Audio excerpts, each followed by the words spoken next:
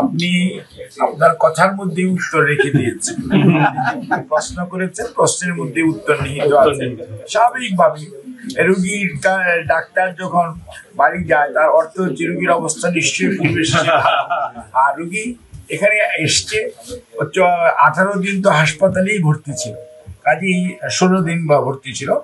আর এই কয়েকদিন মাত্র এখানে আছে। আর কয়েকটা দিন অপেক্ষা করুন, দেখবেন নিশ্চয়ই দেশনেত্রী কখনোই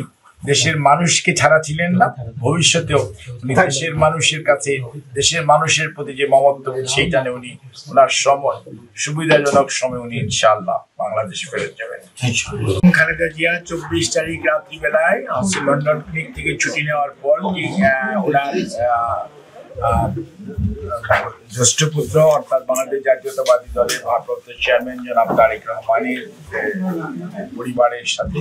ওনার বাসস্থানে উনি অবস্থান করছেন এবং এখানকার যে চিকিৎসক প্রফেসর প্যাট্রিক কেনেডি এবং জেনিফার ক্রস ওনাদের তত্ত্বাবধানে এবং লন্ডন ক্লিনিকের তত্ত্বাবধানে উনি এখানে চিকিৎসাধীন আছেন এবং ওনারাই টাইম টু টাইম যা পরীক্ষা করা প্রয়োজন সেগুলো ওনারা করছেন এবং হোম ভিজিটের ব্যবস্থা ওনারা নিজে থেকেই লন্ডন ক্লিনিকের পক্ষ থেকে করা হয়েছে এবং সেখানে আমাদের ডাক্তার সাহেবরা যারা ছিলেন তারা